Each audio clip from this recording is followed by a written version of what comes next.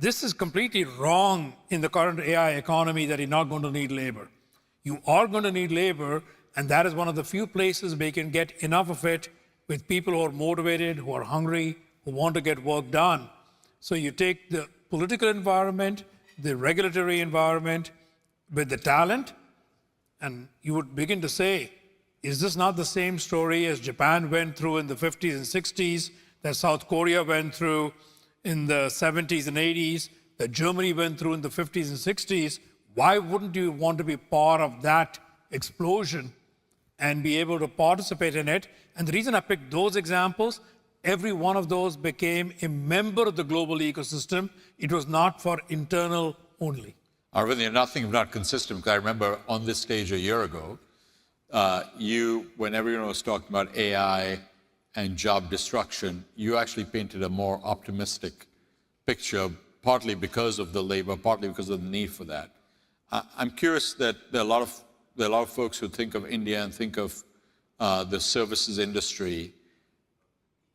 You have been a pioneer in talking about quantum.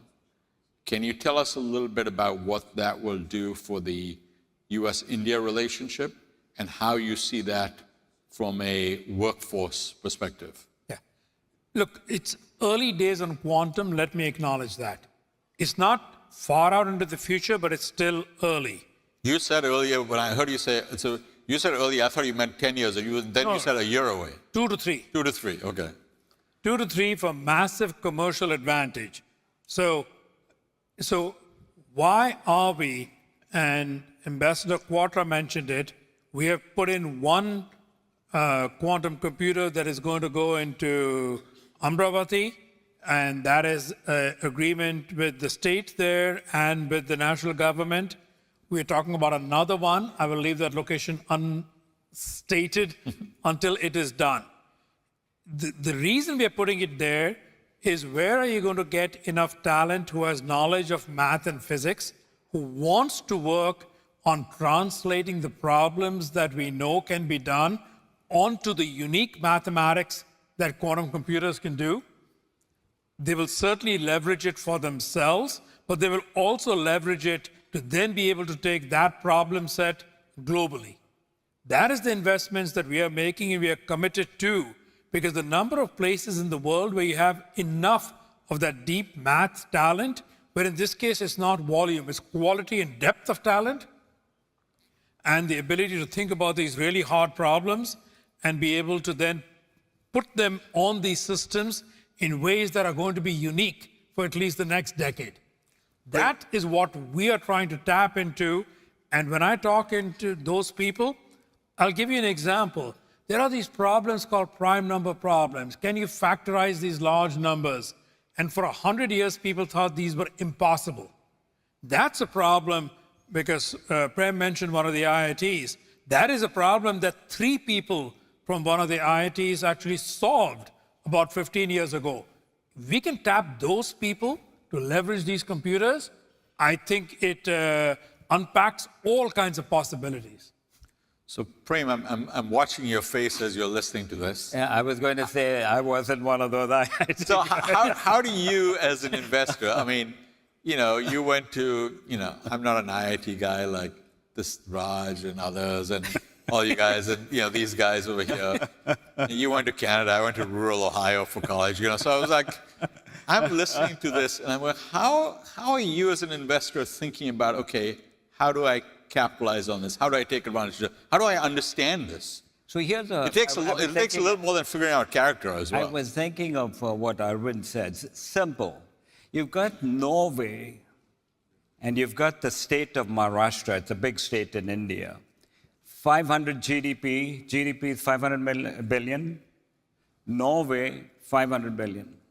Norway's got 6 million people. Maharashtra's got 125 million people. Do you need to know anything more? 500, 6 million people, and 125 million people, right? So, I mean, the opportunity is huge, Nick, massive opportunity. Not if you're looking at it 3 months, 6 months, 9 months, but as Arvind was saying, if you look at it over time, massive opportunity. Okay, so this is a very good, optimistic person, but I spent 25 years in the professional cynicism business. So, what's the downside? What does India need to avoid? The big risk for India is Mr. Modi is the man. He's the guy who's got it going.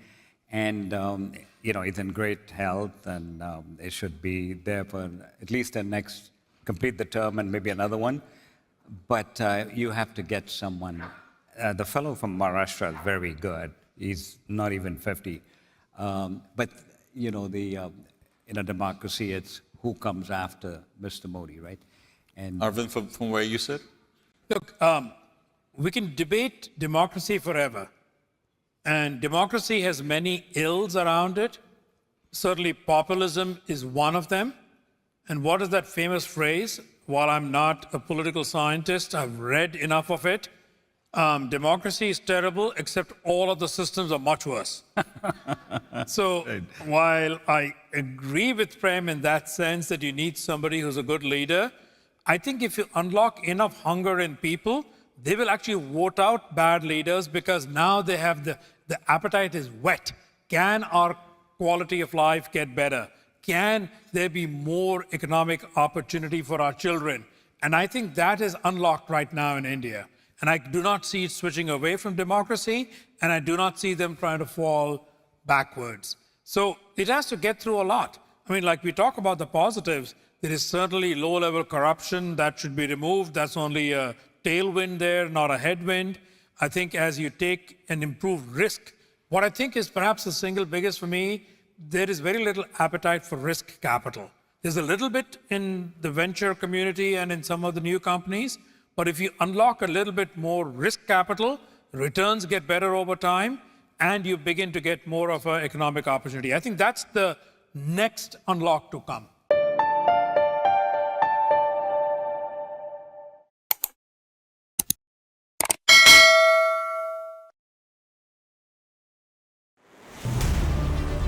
In a world where business never stops, Mint keeps you ahead, any screen, anytime, from studios to the ground.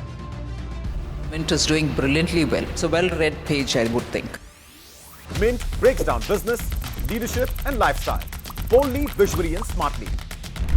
From boardrooms to markets, from personal wealth to industry trends, we bring you the insights that matter. What fuels India's biggest CEOs? Ride along and find out. Want to invest like the pros? Learn from India's top market experts. Your money, your future. We make finance simple. Step inside breathtaking homes and the creative minds behind them. India's real estate scene decoded. No jargon, no fluff. Some chase success, others create it. Meet the ones who made the impossible possible. We don't just talk business, we show it. And the world's watching.